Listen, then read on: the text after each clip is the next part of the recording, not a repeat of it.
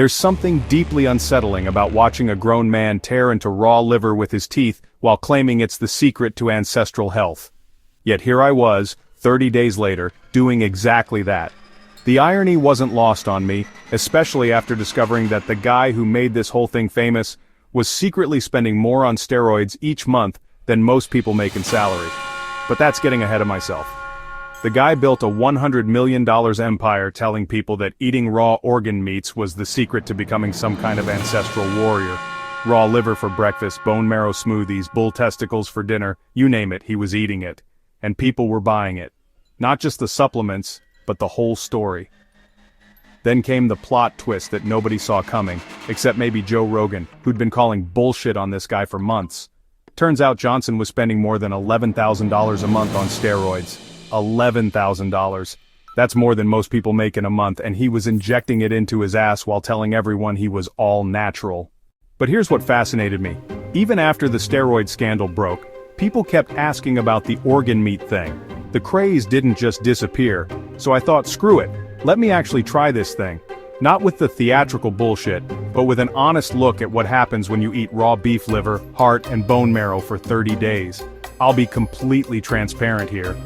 I went into this thinking it was mostly nonsense, but I also knew that organ meats are legitimately nutritious. We're talking about foods that contain 2,917% of your daily B12 needs in a single serving. Beef liver is basically nature's multivitamin, packed with iron, copper, folate, and vitamin A levels that would make a supplement company jealous. The thing is, most people are walking around with suboptimal levels of these nutrients because they're eating processed crap all day. When you go from McDonald's to organ meat, of course you're gonna feel different. But is eating it raw actually better than cooking it? That's what I wanted to find out. Day one was an experience. I started small, about an ounce of raw liver, half an ounce of heart, and some bone marrow spread on toast. The taste? Imagine licking a copper penny while someone plays death metal in your mouth. It's intense, metallic, and weirdly satisfying in a primal way that I can't really explain. The energy hit was almost immediate, not like caffeine jittery, but more like a steady hum of alertness. There's actually science behind this. Bone marrow contains a hormone called adiponectin that helps break down fats and maintain insulin sensitivity. Heart muscle is packed with CoQ10, which is basically fuel for your cellular powerhouses. Now before I go any further, let me throw in a quick reality check here. If you're finding this interesting, hit that like button and subscribe, because I'm about to get into some stuff that the wellness industry doesn't want you to know. Trust me, it gets wild. Week 2 was when things got interesting. My body started adapting to the intense flavors, and I began actually craving the iron-rich taste of liver. It's like my body was saying, oh, this is what we've been missing. I mixed the organs with regular ground beef to make them more palatable. Pro tip right there. But I also started noticing something else. I was paying way more attention to the quality of all my food. When you're sourcing high-quality organ meats from grass-fed animals, you naturally start caring about where everything else comes from too. I wasn't eating processed junk because I was too busy planning my next organ meat meal. Week 3 brought the plateau. The initial energy boost leveled off, and I had to ask myself, was this actually the raw organ meat, or was it just the fact that I'd completely eliminated processed food from my diet? This is where the placebo effect gets tricky. When you're doing something as extreme as eating raw organ meat, you're primed to notice changes. Every slight energy boost, every moment of mental clarity gets attributed to your new diet. It's human nature. But here's what's not placebo. The nutritional density is real. A 3.5-ounce serving of beef liver contains 261% of your daily riboflavin needs, 63% of your folate, and 36% of your iron. These are nutrients that most people are deficient in, and when you start getting them in abundance, you're gonna feel a difference. The problem with the raw meat trend, and this is something Joe Rogan actually nailed when he was grilling Johnson on his podcast, is that it takes a good idea and pushes it to an extreme that's not necessary and potentially dangerous. Raw meat can contain salmonella, E. coli, and other bacteria that can seriously mess you up. Medical professionals have been pretty clear about this. There's also the issue of vitamin A toxicity. Eating too much liver can actually damage your vision and bones. The tolerable upper limit for vitamin A is 3,000 micrograms daily, and just 1 ounce of liver contains 2,650 micrograms. It's easy to overdo it when you're caught up in the more is better mentality. By week 4, I had to face the truth. Yes, I felt good. Yes, my energy was stable. But the Harvard study on carnivore diets, which surveyed over 2,000 people, found that 76% of participants preferred their meat rare or medium rare, not raw. Most weren't going full caveman, they were just eating better quality meat and less processed food.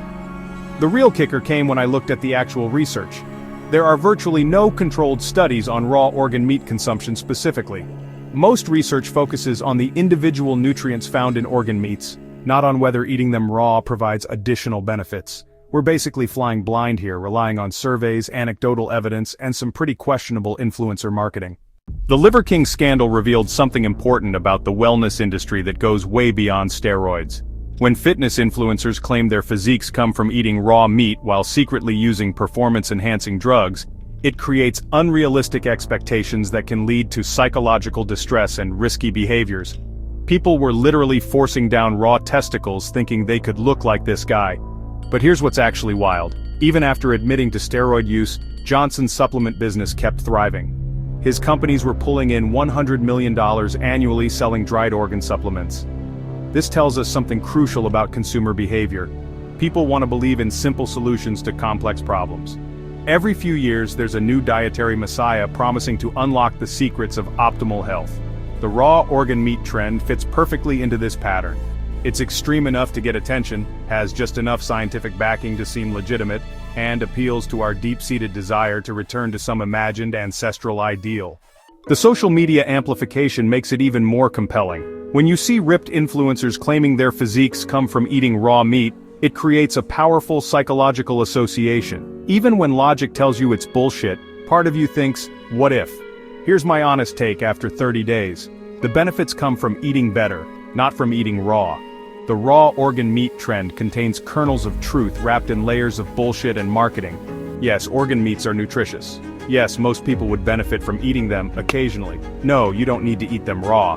And no, they're not going to turn you into a primal warrior. Studies show that liver from grass-fed cattle has 4 times the phytonutrients as liver from grain-fed cattle. Focus on quality, not extremes. A well-planned paleo diet that includes some organ meats, cooked, thank you very much, will give you 90% of the benefits with 10% of the risk. The real magic happens when you stop eating processed crap and start eating real food.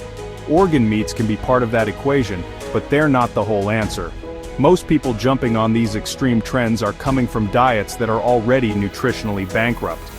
When you go from eating McDonald's 3 times a week to high-quality organ meats, of course you're gonna feel better. But that doesn't mean the extreme approach is optimal or sustainable.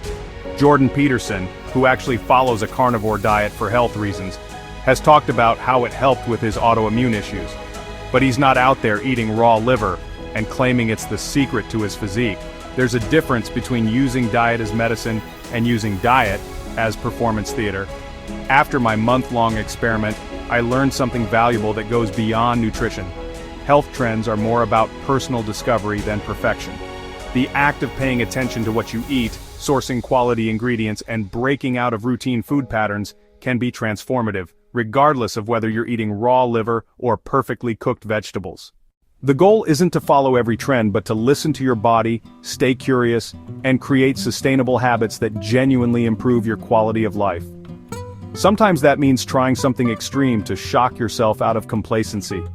But it always means coming back to balance. The raw organ meat experiment taught me that the real power isn't in the extreme, it's in the intentionality. When you care enough about your health to consider eating raw liver, you probably care enough to make better choices across the board. And that's where the real transformation happens. Life isn't about becoming a perfect ancestral warrior. It's about understanding yourself, staying curious, and finding joy in the process of growth, even when that growth involves occasionally gagging on raw heart muscle. The Liver King may have been a fraud, but the conversation he started about nutrition and ancestral health, that's worth having, just maybe without the steroids and the theatrical raw meat consumption. The bottom line, there's some truth to the nutritional benefits of organ meats, but the extreme raw approach is largely unnecessary. Focus on eating real food, pay attention to quality, and don't let influencers convince you that you need to eat like a caveman to be healthy. Your body will thank you for the nutrients, but your digestive system will thank you for cooking them first.